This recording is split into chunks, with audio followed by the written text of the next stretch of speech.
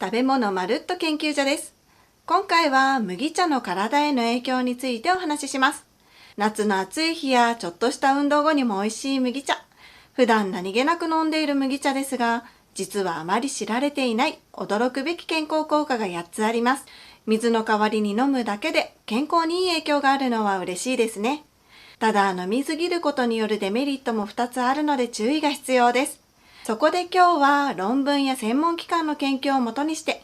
麦茶で得られる健康効果、飲みすぎることによるデメリット、1日の摂取目安量を看護師の視点で解説します。この動画を最後まで見ていただければ、麦茶を正しく生活に取り入れることができます。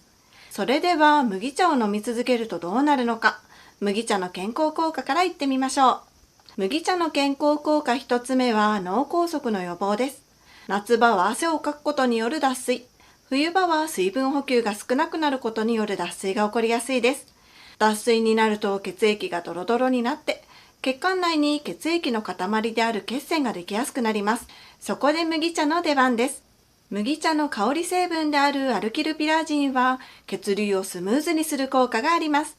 麦茶を飲むと水分補給ができるだけでなく血流が改善されるので、血栓をできにくくして脳梗塞の予防が期待できるというわけですね。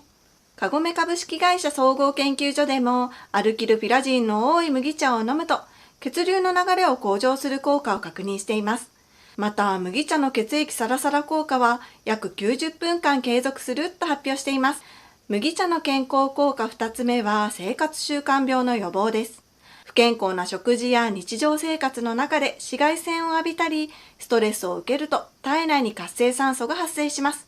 この活性酸素は増えすぎると細胞や組織にダメージを与えて、老化や生活習慣病の原因になってしまうんです。麦茶に含まれるカテコールと現地シン酸というポリフェノールは、この活性酸素を除去したり、働きを抑制する抗酸化作用があって、効率よく余分な活性酸素を除去することができるんです。そうすると細胞や組織を健康に保つことができるようになり、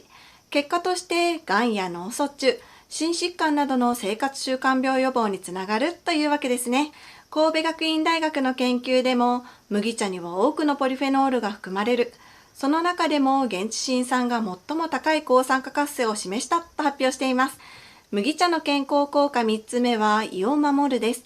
ストレスや食べ過ぎで胃が痛くなったり、夏バテで胃のあたりがモヤモヤすることがありますよね。麦茶は胃の粘膜を保護して炎症を抑えてくれる効果があるので、胃の不快感を抑えることができます。また取りすぎると胃を荒らしてしまうカフェインも含まれていないので、胃に優しい飲み物の一つなんですね。ただ冷たい麦茶は胃を刺激してしまうので、胃のことを考えるのであれば、キンキンに冷やさずに常温や温かい麦茶を飲むことをお勧めします。愛知学生短期大学の実験でも、ラットに麦茶エキスを与えると胃の粘膜の損傷を抑制した。麦茶エキスには胃粘膜保護作用があることが明らかになったと発表しています。麦茶の健康効果4つ目は虫歯予防です。歯の健康は健康寿命と関連していることが分かっています。また食べ物をしっかり噛むことができないと認知症などのリスクも上がってしまうというデータもあるので、虫歯や歯周病を予防して健康な歯を維持していくことが大切です。そんな虫歯を麦茶が予防してくれる可能性があります。麦茶は虫歯の原因菌であるミュータンス菌の生成を妨げる働きがあるとともに、バクテリアなどの微生物が口の中に定着するのを防いでくれます。糖分を含まないのも嬉しいポイントで、寝る前にも安心して飲むことができますね。ただ、麦茶を飲むだけで絶対に虫歯にならないというわけではなく、虫歯になりにくい口腔環境を作るということなので、しっかり歯磨きなどのケアは行っていくことが大切です。麦茶の健康効果5つ目は冷え症改善です。麦茶は夏の飲み物の定番で、水分補給や熱中症対策、体を冷やすために飲む人もいます。そんな麦茶ですが、実は麦茶に含まれるアルキルピラジンには血行を促進する働きがあるので、冷え症改善につながります。血の巡りが良くなると、体の隅々までうまく熱を運ぶことができるようになるんですね。ただ、冷たい麦茶では体を冷やしてしまうので、冷え症改善には常温または温かい麦茶がおすすめです。株式会社キリンで行われた研究でも、エアコンの効いた部屋に100分間とどまった状態で麦茶を飲んだグループは、飲まなかったグループより皮膚温度の低下が防止されたと発表しています。麦茶の健康効果6つ目はむくみ改善です。塩分の摂りすぎやお酒の飲みすぎなどで体がむくむことがあります。そんな時にも麦茶が活躍してくれます。麦茶には利尿作用のあるカリウムが 100ml 中 6mg 含まれています。カリウムは体内に余分に溜まったナトリウムや水分を排出してくれるので、むくみを改善する効果があります。手軽に飲める麦茶でむくみ改善が期待できるのは嬉しいですね。麦茶の健康効果7つ目は疲労回復です。夏は特に汗をかいて体から水分が排出されることで血液の流れが悪くなります。血流が悪くなると栄養が体の隅々まで行き渡らず、細胞が正常に機能しなくなったり、老廃物が蓄積されて疲労の原因になります。麦茶に含まれるアルキルピラジンは血行を促進する効果があるので、血液の流れが滞ることによる疲労を軽減してくれます。また麦茶にはカリウムなどのミネラルが含まれているので、汗をかいて失われるミネラルを素早く補給できることも疲労回復に役立ちます。そしてさらに、麦茶に含まれるカテコールと現地シン酸は体内の酸化ストレスを軽減してくれるので、細胞のダメージを減少させて疲労回復をサポートしてくれるんですね。麦茶の健康効果8つ目はリラックス効果です。麦茶を飲むとほっと一息つけるような感じがしませんか？麦茶に含まれる香り成分にはリラックス効果があることが分かっています。株式会社カゴメと杏林大学が共同で行った研究でも、水と比較して麦茶の香りを嗅いだ時のみ、リラックス度の指標とされるアルファ波の出現量が増加した。六条大麦を原料とした麦茶の香りにはリラックス効果が期待できると発表しています。麦茶にはカフェインが含まれていないので、寝る前など時間を気にせず飲めるのも嬉しいポイントですね。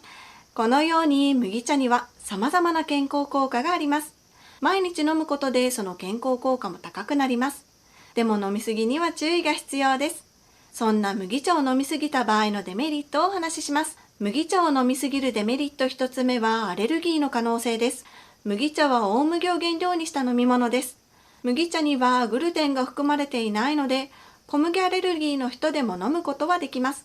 ただ小麦と大麦ではタンパク質の構造が似ているので、小麦アレルギーのある人は麦茶でもアレルギーを起こす可能性がゼロではありません。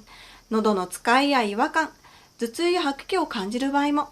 もともと小麦アレルギーのある人は飲み方には注意が必要です。もし麦茶を飲んで体調に違和感が出た場合は、飲むのを控えて医師に相談してください。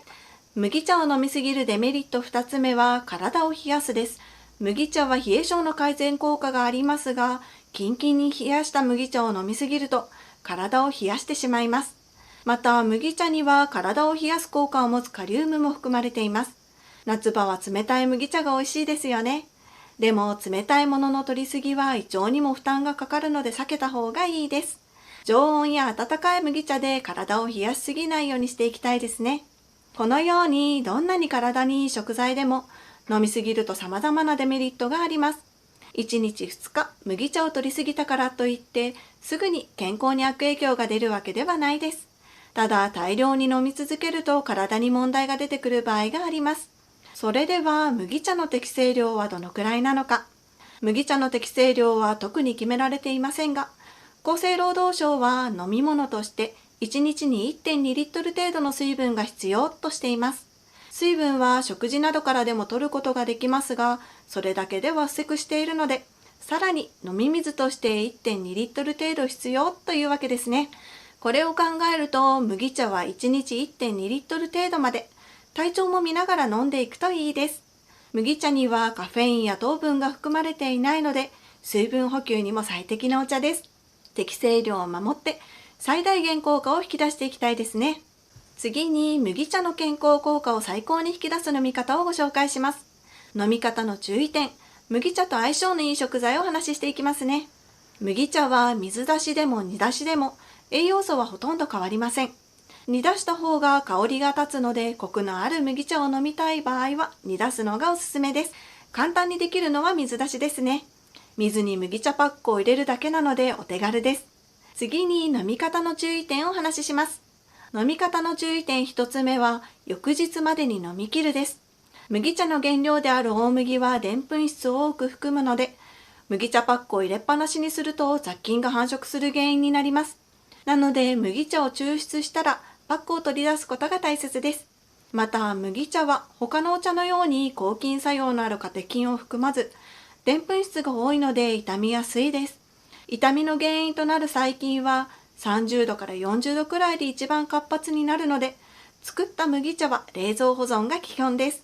冷蔵保存をすれば2、3日保存が可能ですが、できるだけ1日で飲み切る量を作って、その日のうちに遅くても翌日までに飲み切るようにするといいですね。飲み方の注意点2つ目は、こまめに飲むです。喉の渇きはすでに脱水が始まっているサインです。なので、喉が渇く前に水分をこまめに摂ることが大切です。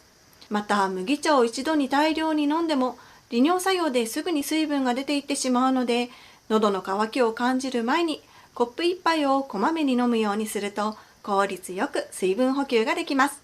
特に就寝前後やスポーツ前後、お風呂に入る前後やお酒を飲んでいる時などは脱水になりやすいので注意が必要です。夏場は就寝中も汗をかくので夜でも脱水になります。枕元にも麦茶を用意しておくといいですね。次に麦茶と相性のいい食材をお話しします。麦茶は単体で飲んでも美味しいですが、合わせることでより効果を期待できる食材もたくさんあります。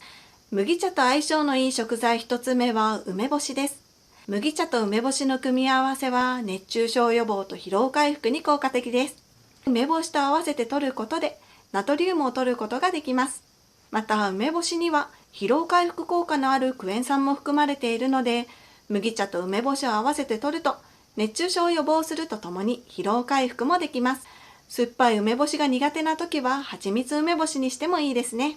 麦茶と相性のいい食材2つ目は塩プラス砂糖です。麦茶に塩1つまみと砂糖を少量。これで熱中症予防ドリンクの出来上がりです。麦茶はミネラルが含まれているので水分補給に最適です。そんな麦茶に塩と砂糖をプラスすると熱中症予防もできるスポーツドリンクができます。200ml の麦茶に塩を1つまみ、砂糖 5g 程度が目安です。塩と砂糖の働きで水分の吸収も良くなるので、より水分補給効果が高まります。今回は麦茶の健康効果など、体に与える影響についてお話ししました。何事も適切な量の摂取とバランスが大切です。美味しい麦茶を適切な量を飲んで健康な体を作っていきたいですね。また、特定の疾患がある方は、医師の指示のもと摂取するようにしてください。あなたが健康な毎日を送れるよう願っています。この動画がためになったら高評価、チャンネル登録していただけたら嬉しいです。ご視聴ありがとうございました。